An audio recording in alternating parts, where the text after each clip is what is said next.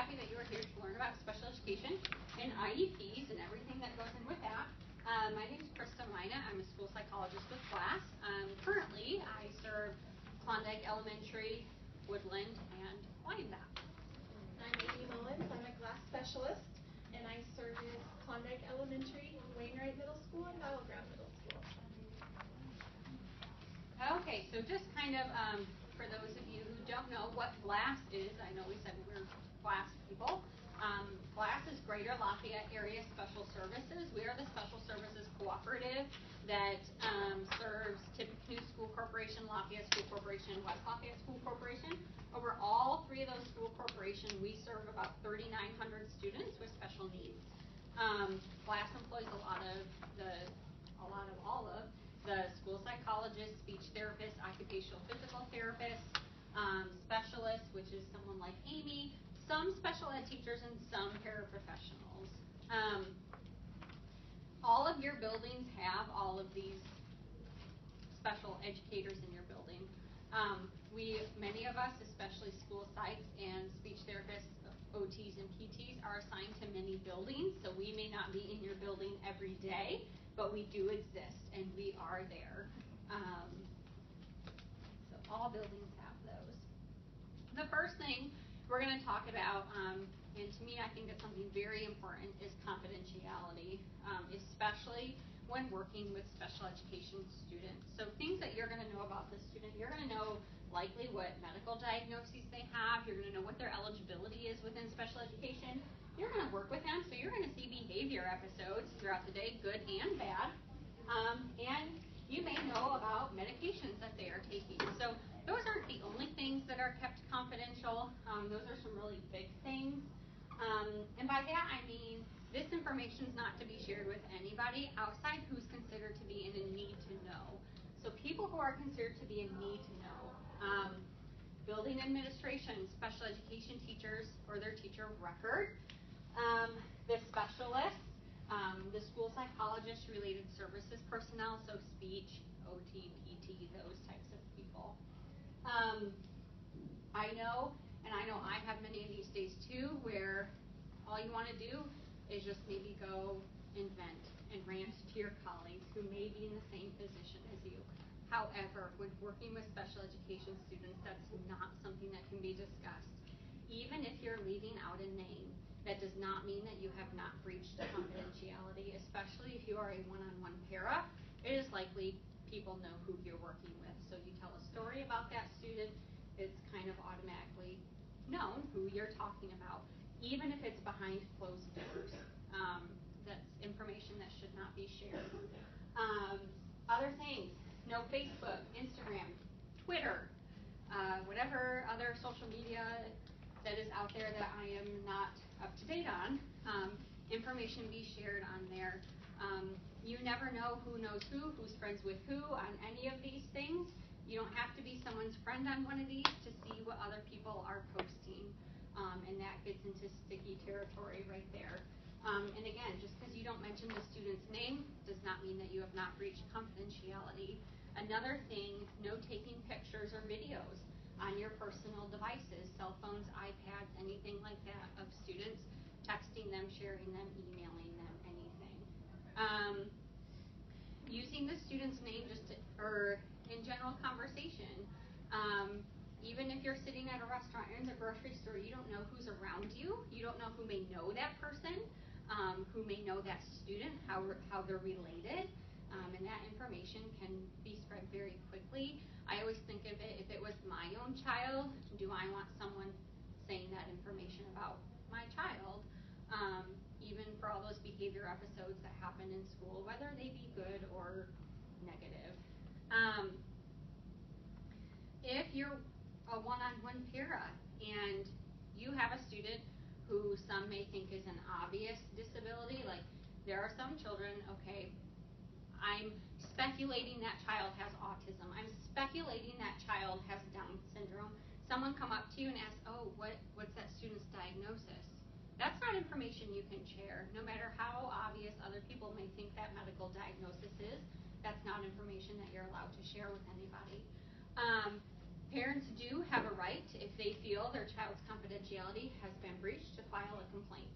And that starts a whole legal process between school, parent, special ed, co-op. So it's a very fine line.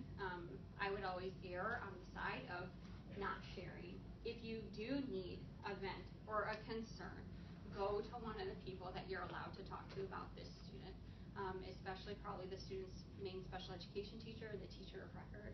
And they'll really be able to be that sounding board for you if you're needing that. Did I miss anything?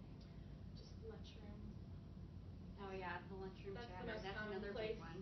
You know, I'm sure you guys know information in schools spreads like wildfire. It doesn't take long for it to get around. So, any questions?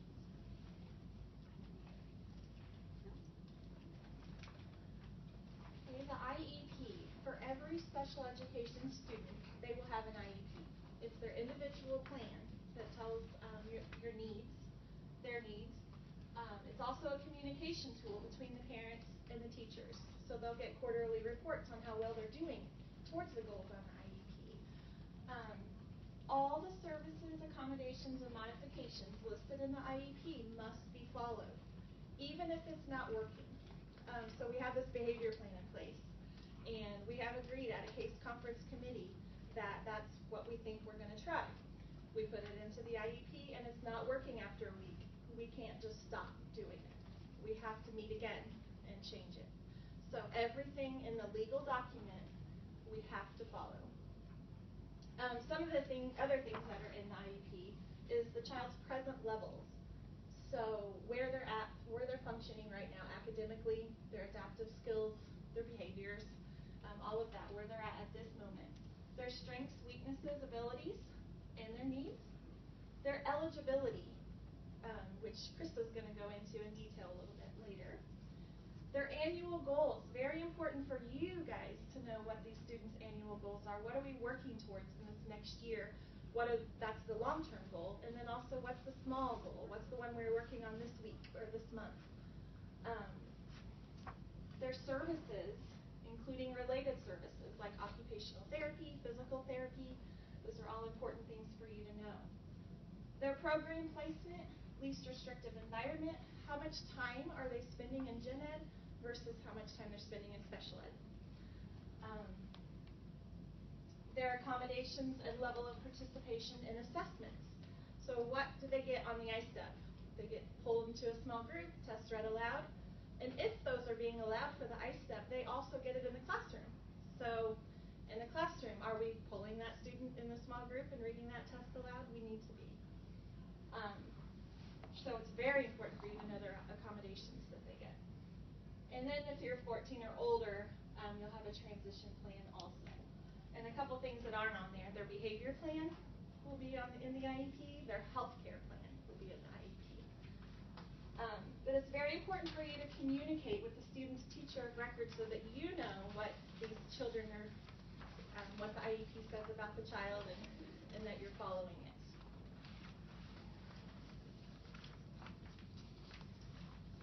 Okay, did you have any questions about the IEP?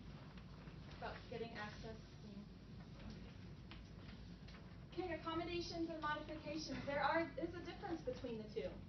An accommodation is where a student is completing the same assessment or the same assignment as the general education classroom. But they're changing things like timing, where they get extended time, the setting, they might go to the resource room. Their response, they might tell you orally instead of write it down if they have a severe writing disorder. These accommodations don't alter any of the state standards that the students are learning in the general education classroom. So they're still learning everything that the general education students are learning. A modification, however, is when we need to adjust what they're learning. So the whole class is working on learning all of the states and their capitals. We're just expecting the students to know 10 of the states. That's okay if that's what the student needs. But we need to be careful that we're not just changing that accommodation to a modification without it being put in the IEP. Long term, as an older child, a modification leads to non-diploma track and those kind of things expecting them to know what everyone else is expected to know. So modifications and accommodations can be made in the following areas. Scheduling, so they get extra time to complete assignment, or maybe the test is broken up into several sessions because they need breaks in between, but they're still expected to know what everyone else is learning. So that's an accommodation. The setting, working in a small group or one-on-one with the teacher. Still expected to know what everyone else is learning, so that's just an accommodation. The materials may be different, like they might need audio taped lectures, copies of the notes, using large print, braille, or books on CD. Again, they're still learning what everyone else is learning, so that's an accommodation.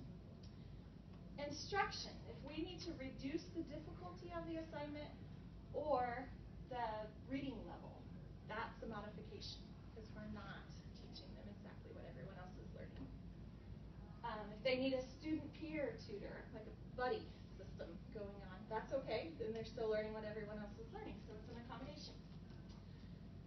And then student response, if we allow them to give their answers orally instead of writing them down, if they need to use a word processor instead of handwriting, sign language, all of those things are different accommodations that we can put in for a student.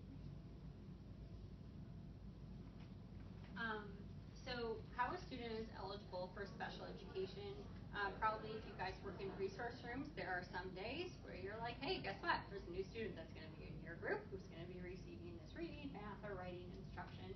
So kind of how that student gets to be at that point. This is just very brief on how this process works, but essentially a student is referred for a special education evaluation. They can be referred by a parent or the school. If the school makes the referral, a parent does not have to agree to it. That is their right. If a parent signs consent, an evaluation takes place. That involves me and a couple other people who complete that evaluation. At the end of that evaluation, we have what's called a case conference committee meeting where we discuss all of the evaluation results. At that meeting, the goal of it is to decide, does the student meet eligibility criteria? Not would they benefit from resource room support. Any student, no matter where they're functioning, even if they're above average, superior, super smart, are all going to benefit from a special education environment because it's small group, it's learning at their level, at their pace, they get accommodations that are going to help them. Any of us would thrive in that environment. I think we all wish classrooms could be that way because with smaller groups and such. So there are so many students that are struggling that could benefit from special education resource room support. However, we have to identify, do they meet the eligibility criteria? And so that is our job to kind of go through that evaluation and determine, do they meet this eligibility criteria or not? There are many categories a student can be identified in special education. The two that I have bolded, other health impairment and specific learning disability, are probably the most common that you are going to come across if you're working in a resource room with small groups or even in a gen ed classroom and you're working with groups of students. The other ones that are italicized, just kind of thinking of what types of evals I do every year, are probably the most next common. So an autism spectrum disorder, a cognitive disability, and an emotional disability of students that you'll be working with. But we'll go through each of those eligibilities. First, though, before we decide a student's eligible, we've gone through the whole evaluation. We have certain exclusionary criteria. We have to say that none of these are the primary reason for their difficulty. So we may know that this student really, really needs resource room support, but if one of these is the primary reason of difficulty, we're not saying that their difficulty is due to a disability. We're saying it's due to one of these factors. So these include, not limited to, vision and hearing. Sure they can see and that they can hear, and that's not why they're having difficulty learning. Cultural factors, limited English proficiency. With our ELL population, we really have to take extra precautions that we are not over-identifying struggling ELL students as special education when their difficulty is because they are learning English. Many of these students, their first time immersed into English is kindergarten.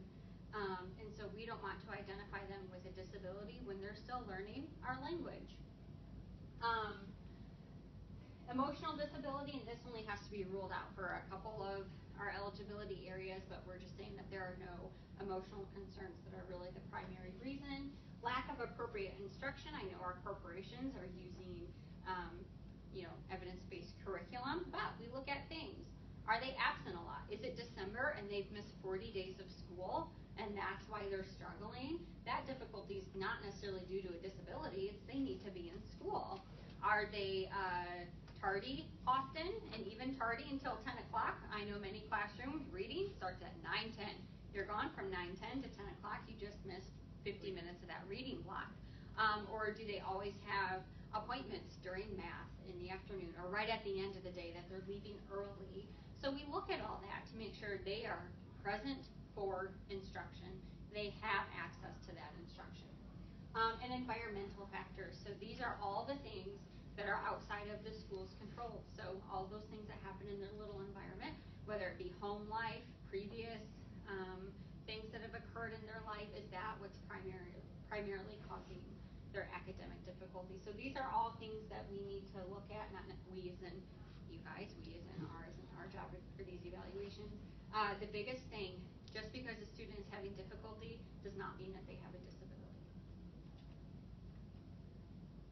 Okay, so the eligibility categories that we'll briefly go over, you're going to get the condensed Cliff Notes version. I could talk about these all day if they allowed me. Autism spectrum disorder. This is where students have a lot of difficulty with verbal communication, what we call pragmatic language. So that's social language. So they may want to make friends, but they're not quite sure to say, hi, how are you? My name is, or will you play with me? Or can I join your group? Or things like that. Those tasks are really hard for them. They may engage in repetitive behaviors or repetitive speech. So they may repeat things that you say or have specific behavior movements. I know one that you commonly hear a lot is hand flapping, but also maybe rocking or wrist ringing. They call this pill rising, just moving with the fingers, things like that. Also, things are very rigid. There's a lot of black and white, not so much gray, thinking that things are this way and they're that way. Very much rule-following behaviors. And when something's out of their schedule or not how they know it is to be done, sometimes we have some behavioral difficulties or just some functional difficulties. Blind low vision, that is when students have vision difficulties that even with best correction, they are still going to have visual difficulties. So these students, you may often work within a gen ed classroom. They may have a little bit different accommodations in their IEP than what you would typically see than a student with like a specific learning disability or things. And these are really what you're going to want to know. They may have all of their worksheets in print enlarged. So, if there's a worksheet and there's generally 10 questions on a worksheet, they may have 2 because they are blown up. They may also require a slant board so that when they're writing, it's not slant down, but it's slanted up so they can see it a little better and things like that. For a cognitive disability, these are students that have significant limitations in their overall cognitive functioning and functional behavior. That functional behaviors are everyday behaviors that we do to get throughout our day. So it's our health and safety skills, it's our self-care skills, some of our planning ability, can we work in a classroom, things like that. So students who have a cognitive disability, when you think of your IQ or someone's IQ, is what we're thinking of. Is that means that their IQ is a score of, and we won't get into the statistics of it, a 70 or below. So if we think of, this is all of our population of students that fall in what we call a bell curve, this middle part is where the most of us fall, right within the average range. The more you go this way, you're in the above average, high average, superior range. When we go this way, you're in the below average, low range. Students who have a mild cognitive disability, that means that that IQ score is a 70 or below. And we would accept very similar adaptive behaviors to be similar with that score. If you're looking at an IEP and you see that the student's primary disability is a cognitive disability, below that it will have a specifier on whether it's mild, moderate, or severe. A student with a mild cognitive disability is very likely going to get, or not very likely, they'll probably have some resource room support, getting things in small groups because tasks are generally going to be hard for them. A student with a severe cognitive disability, those students, and not all of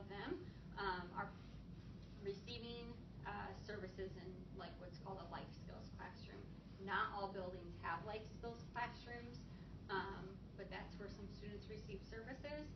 Students who are in the moderate range, I would say it's probably a split of some students who receive services within a resource room, or they may receive services within a life skills room. Any questions so far?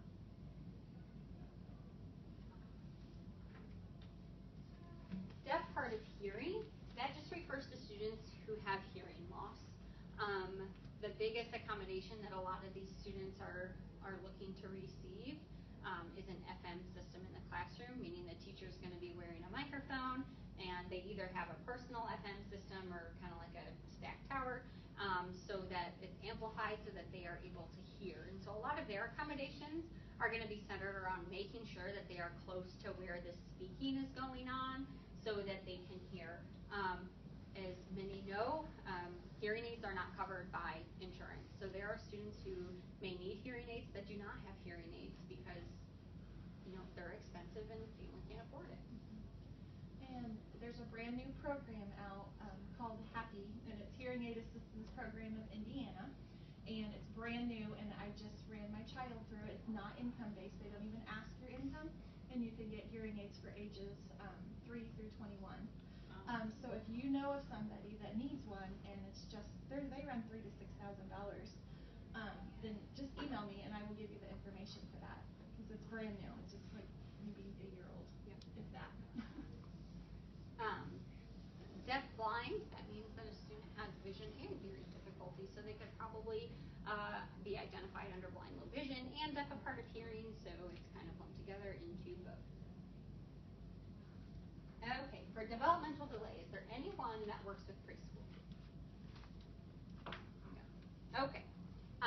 So it is highly unlikely any IEP of a child you are seeing will have developmental delay on their IEP.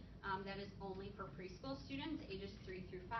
Before they are enrolled in kindergarten, they have to be reevaluated, and they are either identified under another eligibility category, or they are considered not eligible for special education if they do not meet any of the requirements of any of the other categories, and they come into kindergarten as a general education student. So there is talking, I don't know what the for sure is. I think it would be really neat though that they are talking of hiring that age, that a student could be developmentally delayed until like they're 7 years old or 9 or something, which would get them some of those early services right into kindergarten. I would say a lot of students who are identified developmentally delayed and then coming into kindergarten, they're just a general education student because they didn't fit any of the criteria. Then, not all, and I don't even know about 50%, but quite a few I'll see again in 2nd or 3rd grade because they're still struggling. But because they didn't fit a category when they were 5, they're in as a gen ed kid. So that would be totally awesome if that happened.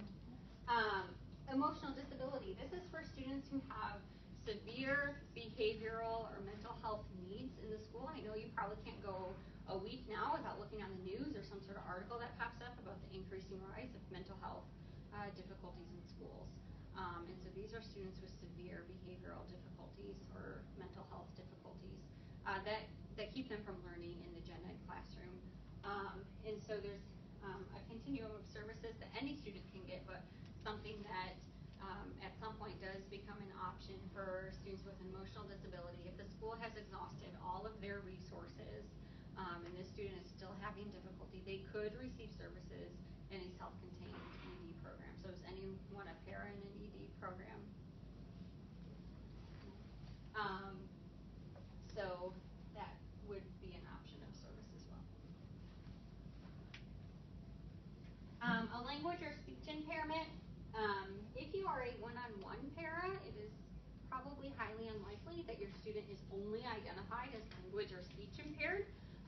So speech impairment is the student has articulation issues, so they're not pronouncing their sounds correctly. So maybe they say with instead of with, and so they work with the speech therapist on making and producing those sounds correctly. A language impairment is difficulty understanding information, so that receptive understanding of what they're hearing. or the expressive of they have difficulty with the output of coming up with the right words and vocabulary and grammar and things like that to say. So if you are a para in a gen ed room, it's very likely that there are a handful of students in there that have a language or speech impairment. They still have accommodations in their IEP that you would want to know about, especially if you're working with them in a small group and you need to know those accommodations. Students who have additional eligibilities can also be identified with a language or speech impairment, so you may see in an IEP that there's more than one eligibility listed. Multiple disabilities, this is where a student, the first disability must be a cognitive disability. So that has to be number one.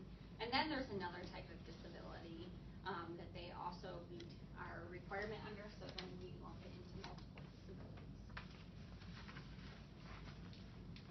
In other health impairment, this is going to be one that you will probably see a lot of on IEPs of students that you're working with. I would say the most common that we do evaluations for other health impairment is ADHD. As any school site, we are not able to diagnose anything, meaning we cannot diagnose a child with ADHD. All we can say is this child does or does not exhibit behavioral characteristics that are similar to a child who does have this medical diagnosis. It's a mouthful, I know. And so really under this, the student does not have to have a medical diagnosis of anything. While ADHD is the most common, it also includes things such as seizure disorders, childhood cancer, late effects of chemotherapy and radiation, students who are born very prematurely, may have some difficulty learning later just because they were born developmentally before they were ready to be born, and so there may be some learning difficulties there. But it's really just a really big umbrella for any medical concern a student may have that inhibits their ability to learn the best they can in the classroom. The other most common that you will see probably is a specific learning disability. And so I always caution this again, with just because a student has academic difficulty does not mean they have a specific learning disability. So we look at a specific learning disability that we're looking at many of our processes of how we learn. So our memory abilities, our ability to process visual and auditory information, our just general fund of knowledge that we have, and all that. And we see, is one of those areas impaired or difficulty? Not that it's not there, it's just working a little bit differently than what we would expect. And so does that relate to how they could be performing in the classroom?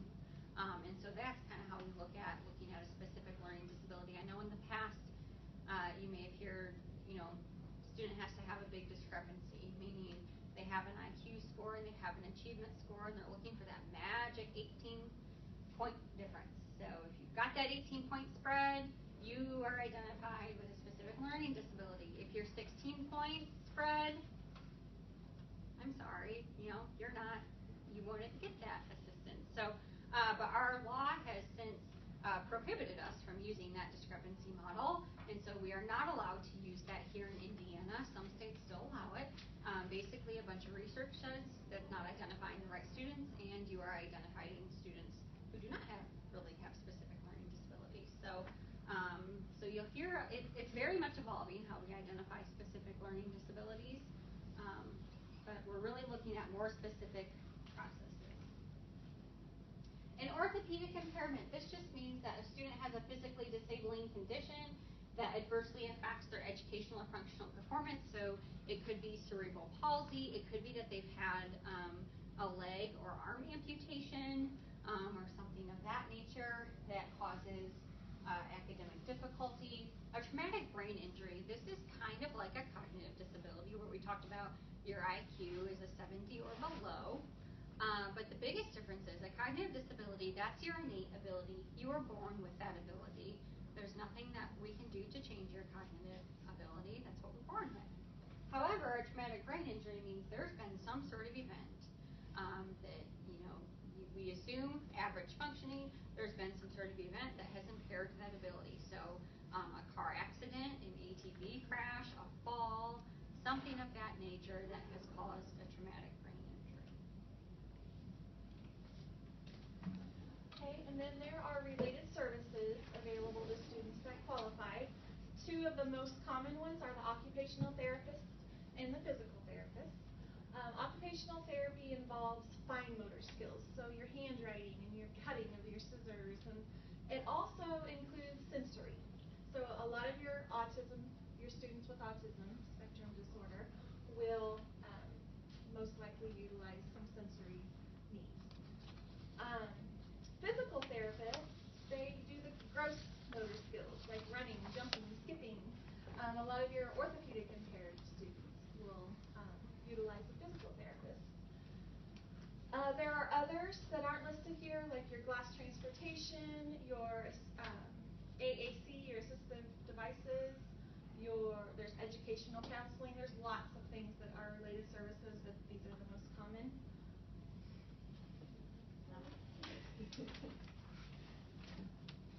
All right, communication with teachers. This is your most important job. It's so hard to find time in the day where you can meet with those teachers and communicate effectively.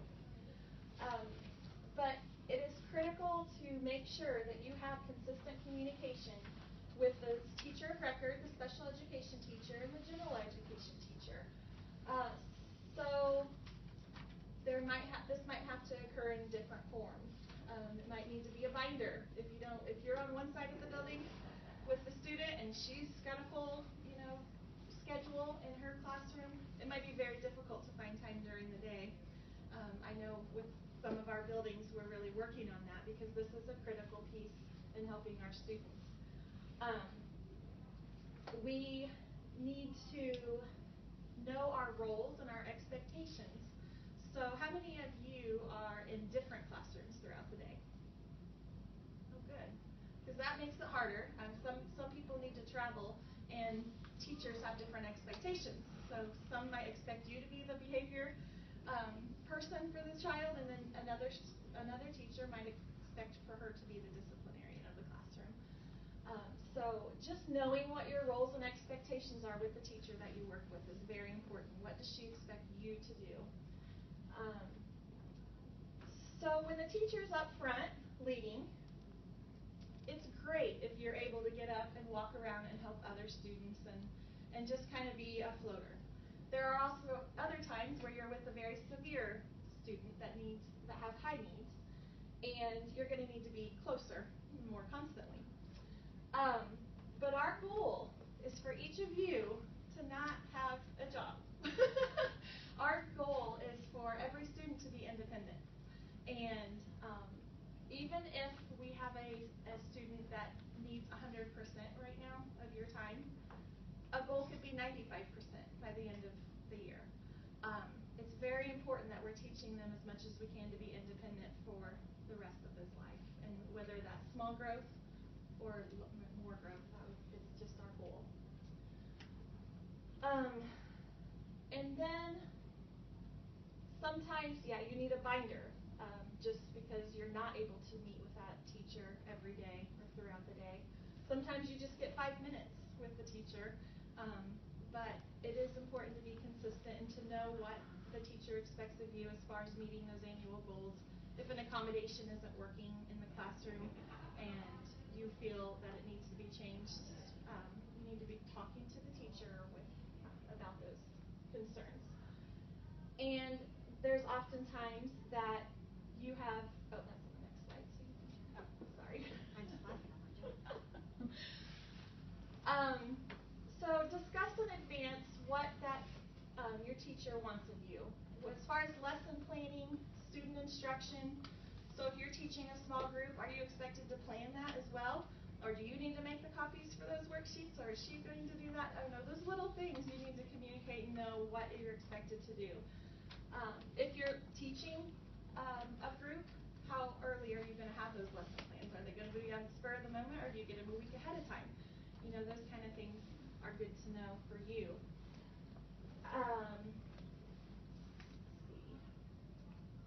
And then oftentimes you might have a different view than what you're instructed to do. A teacher might feel one way and you feel strongly another way. Communication is key. Obviously we do what's written in the IEP, but to have that open communication about your views and then try to discuss what's best for the child and what might need to be tweaked is really important. Just to share, that child you're with, especially if you're one-on-one, you're with him throughout or her throughout the entire day. So just giving your ideas is invaluable to the teacher as well.